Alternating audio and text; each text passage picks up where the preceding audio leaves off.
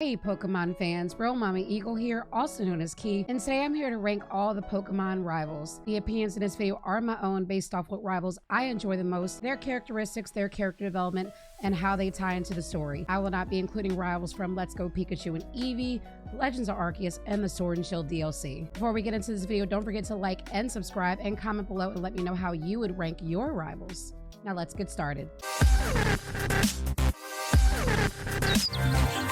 Number 15, Tierno, Trevor, and Shauna. These are three of your Gen 6 rivals, and where their intentions are very good, all three of them are very annoying in their own right. Trevor does give you your starter Pokemon in the beginning, and he does give you the Flash TM later, but all he does is kind of jump in your face with a very forgettable Pokemon battle or two, and some very cringe-worthy dance moves. Trevor is very knowledgeable, and I do love an intelligent human being, but Trevor does kind of come off as a know-it-all. He does give you your Pokedex, and he does help you in Frost Cavern with Team Flare later, but overall just kind of in the way. Shauna is definitely the most tolerable of the three in that group. She is based on friendship, and she does look out for you during the journey. She's a sweetheart, but Shauna has no real clear goals, and she's just kind of there, has no ambitions.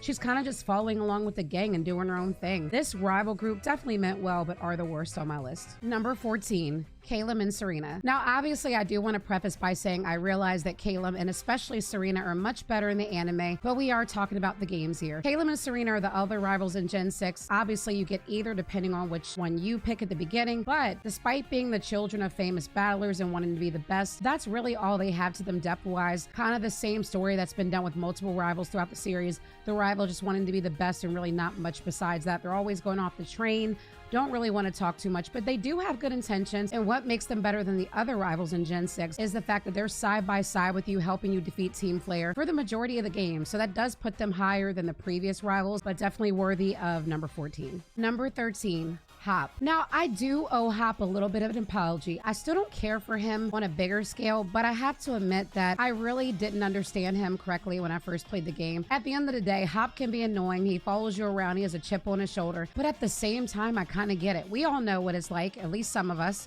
to live in the shadow of an older sibling that may have accomplished more, and it can be hard looking and seeing everyone love Leon and you feel like you didn't come into your own as a trainer. Hop does stop you a bit much. Hop is pretty weak in battle. That is what makes Hop a little bit lower on the list to me, but Hop is above the Gen 6 rivals because Hop does have a good character arc. I do like at the end of Gen 8 how he accepted what he was, and he was really content with that and just went on and did his own thing. So Hop gets points for character development, and I do admit I was a bit harsh, but he's definitely worthy of number 13. Number 12, Brendan and May. Brendan and May are your rivals in Gen 3, and obviously you see either depending on which one you choose. I do like the bond between Brendan and May as you go through the journey of Gen 3. I do think it's very cool that either does help their dad out, who's the Pokemon professor, and Professor Birch, in completing the Pokedex, finding Pokemon, and ultimately being a friend to you, but also challenging you in battle when need be and helping you along with your journey. Also helping with Team Magma and or Aqua as well. The only thing that was kind of weird about Brendan and May is that in the original Gen 3, I never understood why their starter Pokemon didn't have its full evolution. They obviously fixed that in the remakes, but I always thought it was weird. But with the close bond and the father aspect, father-daughter aspect, the fact that they help you but also keep you in check, makes them a pretty solid rival, but not high enough to be above 12. Number 11, Bianca. Bianca is one of your rivals in Gen 5, and I have mixed feelings about Bianca. I love her, but I also dislike her at the same time. I know that sounds weird, but let me explain. One thing I do like about Bianca is the fact that she was self-aware. I love the fact that she knew that she was not as strong as you or Sharon, but just wanted to go on a journey and explore and enjoy the simpler things in Unova. She was annoying for the way that she barged out on her dad. I still think that was a bit much, but ultimately her and her dad had closure, and she did have some cool character development. I liked her even more in Black and White too, as she was Professor Juniper's assistant. You saw little Easter eggs and hints of that in Black and White,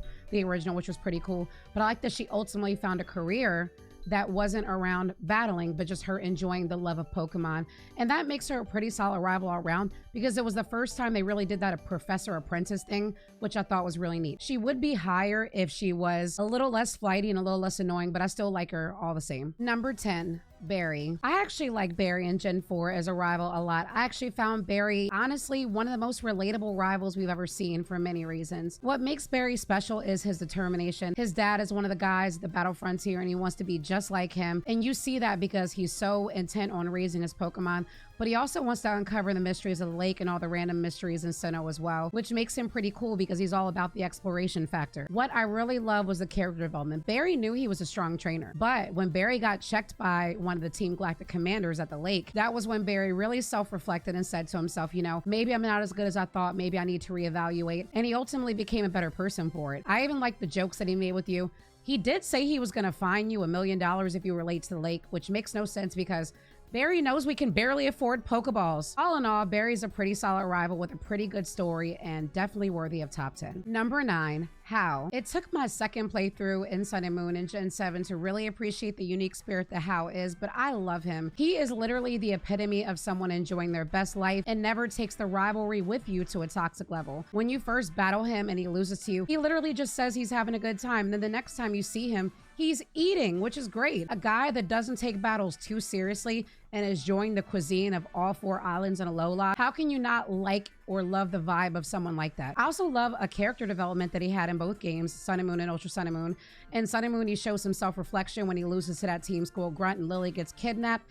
He feels bad, he vows to become a better trainer, and then he's one of the NPCs you can fight for the Elite Four later, which I thought was a wonderful arc. And then in Ultra Sun and Moon, he has that battle over his grandfather, finally beats him, feels amazing. Hao's got a great story, and he's just a great personality that you never really could find a reason to dislike. And that definitely makes him worthy of 9. Number 8. Wally. Wally is my sweetheart in Gen 3, and I love him so much. I actually love him more than Brendan and May as a rival, but I love Wally's glow up in character development. He starts off as a sick kid whose parents want to move him to live with his aunt and uncle because he's not feeling well. There's better air there, but before he goes, they want to make sure he gets a Pokemon that he loves. So your dad, Norman, makes sure you take him out and help him catch a Pokemon. Although I do have to point out that Wally cheated with the RNG, because how did he go into the grass and his first encounter was immediately a level 5 Ralts? But I had to walk around for 10 minutes to find a Ralts. Wally, you cheated. But besides that, Wally's arc and glow up was amazing. He literally over time shed his sickness as he got stronger as a trainer. And I love that so much because Wally's literally the epitome of perseverance and strength. And that's what makes him a great rival and a great story. That battle and Victory Road against Wally will always be one of my favorite battles ever. And I also love the fact that in the remix, he had a nice little arc too in the Delta episode, but definitely worthy of being number 8. Number 7. Hugh. Hugh is your rival from Black and White too, and I actually like the fact that they switched it up and did give you a different rival. But if there was a human being in the Pokemon universe that literally was described as someone who wants all the smoke, it's Hugh. So if you don't know the backstory or never played Black and White 2, unfortunately Team Plasma stole Hugh's little sister's Purloin when she was really, really small, and they stole the Pokemon. And ever since then, Hugh had a vendetta for Team Plasma, has been wanting to catch them ever since. So when you go through the game in Black and White 2, and every time Team Plasma's around and Hugh's around, he's always like yelling and ready to fight them. And he's like ready, he's like, let's go, let's fight. It's just the greatest thing ever because this dude cares about his little sister and he wanted the Pokemon back. And he eventually got it. Obviously, it was a liper by them, but you know what? It's the thought that counts. Hugh ultimately did what he set out to achieve, and he wanted to bring that villainous team down. So shout out to Hugh, who is definitely worthy of top 7. Number 6. Silver. I do have to hand it to Game Freak because they were not afraid to make a rival with dark undertones in Generation 2, and I definitely applaud them with that. I like the fact that Silver was just flat out mean and did not care. He didn't care who got in his way. He would steal a Pokemon from the lab. He would push you if you got in his way. He always ran by you. He always talked smack to you. But that's what made a good, fun rivalry because you always had the incentive to beat him and always wanted to beat him. I do like the fact that he is a strong trainer. His battles were tougher, but he never really fully got that he has to love and trust his Pokemon, which is why he kept losing. But it finally hit when he ran into Lance and Lance checked him and Lance was like, you don't love or trust your Pokemon, which made Silver reflect a bit. And it's funny because Silver had such a thick head, but Silver got so softer in a good way after battling with you and battling with Lance. And I love the fact that in the post game, you can kind of see him just chilling around and you can rebattle him. But if you pay attention, his Golbat evolved into a Crobat, which means he finally learned the love and trust. So shout out to the Game Freak for that nice little glow up arc at the end. It was a little late, but we got it. So Silver is definitely worthy of top 6. Number 5. Sharon. Sharon is your rival in Black and White 1, but he's also in Black and White 2 as well in a different capacity. I like Sharon a lot though, because Sharon has that tough mindset of wanting to be the champion, but there's a softer side to Sharon that those other rivals that wanted the same thing did not have. He also thought that Pokemon and battling were supposed to be perceived a certain way until he had a run-in with Alder in Black and White, who basically told him, look, I'm the champion and I'm hanging out. You have to learn to relax too. And ultimately, Sharon did learn how to relax, ultimately became at peace with himself, knowing that he was a strong trainer. And I do like the fact that in Black and White 2, he became a gym leader in the normal gym, replacing Lenora, and obviously being that person that had to give up their stronger Pokemon and learn to battle and love with Pokemon that are weaker, but ultimately became a role model in his community and became someone to look up to. And Sharon had that great friendship with you and Bianca. He was always looking out for y'all, checking on both of y'all, and that made that really, really neat. And like I said, the glow up alone was just fantastic, and that makes Sharon worthy of top 5 for me. Number 4, Gladion. Sun and Moon did an amazing job of character development and writing out great arcs for characters, and Gladion to me had one of the best stories in that game, and arguably the series. Gladion has this chip on his shoulder because he is one of those people that is pure and good on the inside, but he hangs around people that do bad. He's part of Team Skull, but never really considers himself part of Team Skull. That's why he tells the protagonist, which is you, all Team Skull's plans and kind of keeps you on the loop. He doesn't like the fact that his mother Luzamine is obsessed with the Ultra Beast and ultimately wants to disengage from the Aether Foundation because of that and doesn't want it to go bad. That's why in Ultra Sun and Moon, after Luzamine went away, he ultimately took over the Aether Foundation and oversaw it for a bit. But he really was just a protector that wanted to protect his mother Luzamine and his sister Lily, and I really wasn't mad at him for that. He ultimately looked evil but never truly really wanted to do evil, and that's really what made him great. He had just an amazing arc, amazing development, and I love the fact that they really put mommy issues into a game, but we saw them ultimately develop and get better as time went on. So shout out to Gladion. Well thought out character and worthy of top 4. Number 3, Blue. Yes, I have Blue ranked very high despite the fact that I like to dunk on people regularly for wearing nostalgia glasses for Gen 1 and 2. But Blue has aged well over time, so well. I still like the fact that he has that glow up from being a rival to a champion. Gives you one of the hardest and most memorable champion battles in the game because he has such a balanced party and such a balanced team. He does learn a bit more about himself and has solid character development, does learn to be a little bit nicer. And even though he is kind of mean to you at times during the game, he does ultimately help you out and he does see you as a friend despite that back and forth, which is pretty cool. I also like the fact that Blue has the most appearances in pretty much all the Pokemon games. You see him in Heart Gold and Soul Silver. You see him in the Black and White in the Pokemon World Tournament. Black and White too.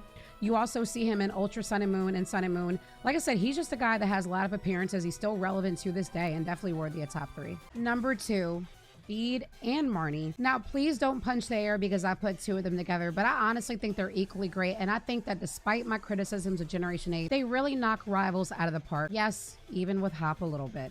But Bede and Marnie are just in a class of their own. They are 2 amazing characters, both complete opposite parallels of each other. When it comes to Bede, you have this tough guy, and I love the fact that they brought back a rival that legitimately talk crap to you. I love Bede's little hair flip. He just doesn't care. He thinks he's better than you. He wants to beat you at all costs. Even when you beat him, he still calls you a loser. And that's what I love about him because it was such fun banter back and forth. Bede also has one of the best battle themes, as does Marnie, of all time. But I like the fact that he was mean to you. I like his story as far as him being disqualified from the gym challenge, making a rival actually pay for their actions, which was pretty cool, but ultimately becoming a gym leader and a fairy gym leader because y'all know I have a fairy bias. So I thought the Bede story was cool. Marnie was a different side of the spectrum. Marnie was actually a rival, but she was still a sweetheart. I love the fact that she checked in on you. I love the fact that when Team Yell made trouble, she apologized for it. You had some great battles with Marnie, some great times with Marnie, and late in the game when you're doing your challenge at the end, Marnie and Team Yell are actually cheering you on. So ultimately she did wrangle in that team a bit, but she's a sweetheart, and I love both of these characters for their arcs and the fact that they're just complete opposites. Number 1,